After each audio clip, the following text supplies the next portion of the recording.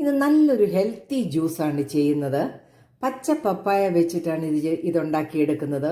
ഇതൊരു variety drink ആണ്. നമുക്കിതിൻ്റെ വീഡിയോ ഒന്ന് കണ്ടു നോക്കാം.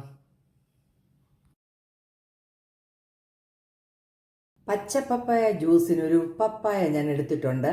ഇതിൻ്റെ ഒരു 1/4 ഭാഗം നമുക്ക് എടുക്കാം. അതിൻ്റെ തൊലിയൊക്കെ കളഞ്ഞ് ചെറിയ കഷ്ണങ്ങളാക്കി നമുക്ക് കഴുകിയെടുക്കാം.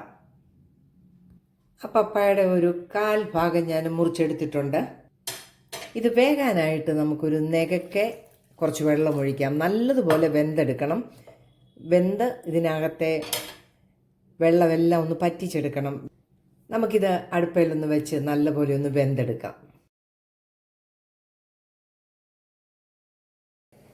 നമുക്ക് ഈ പപ്പായ വെന്തോന്നൊന്ന് നോക്കാം. ഇതുപോലെ വെന്താൽ മതി, ഒത്തിരി കുഴഞ്ഞു പോകുമൊന്നും വേണ്ട. നമുക്കിതിനകത്തെ വെള്ളം കംപ്ലീറ്റ് ഒന്ന് വറ്റി കഴിയുമ്പോൾ നമുക്കിത് ഓഫ് ചെയ്ത് കൊടുക്കാം.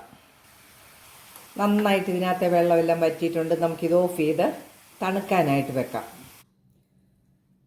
പപ്പയ നല്ലതുപോലെ വെന്തിട്ടുണ്ട്. ഒത്തിരി കുഴഞ്ഞൊന്നും പോകരുത്. ഏലക്കായൊക്കെ നമ്മൾ തൊലിയൊക്കെ കളഞ്ഞിട്ടതും എല്ലാം കൂടെയാണ്. നല്ലപോലെ തണുത്തിട്ടുണ്ട്. നമുക്കിത് മിക്സിയുടെ ജാറിലേക്ക് ഇട്ട് കൊടുക്കാം. നമുക്കിതിലേക്ക് തണുത്ത പപ്പായ ഇട്ട് കൊടുക്കാം. ഒരു 3-4 ഐസ് ക്യൂബ്സ് ഇട്ട് കൊടുക്കാം.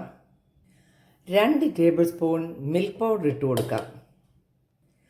പഞ്ചസാരയ്ക്ക് പകരം ഞാൻ 2 ടേബിൾ സ്പൂൺ കണ്ടൻസ്ഡ് മിൽക്കാണ് ഒഴിച്ചു കൊടുക്കുന്നത്. നമുക്കത് ഇതിലേക്ക് ഒഴിച്ചു കൊടുക്കാം.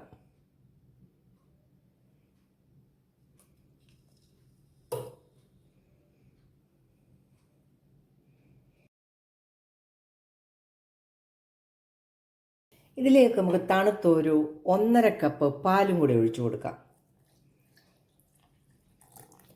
നന്നായിട്ടൊന്ന് അടിച്ചുകൊണ്ട് വരാം. ജ്യൂസ് നന്നായിട്ട് അടിച്ചെടുത്തിട്ടുണ്ട്. ഇതിനകത്ത് വേറെ ഒരു ഇൻഗ്രീഡിയൻസും ഞാൻ ചേർക്കുന്നില്ല.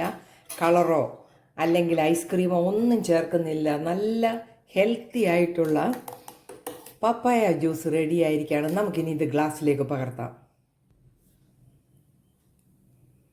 നല്ല തിക്കായിട്ടുള്ള പപ്പായ ജ്യൂസാണ് റെഡിയായിരിക്കുന്നത്.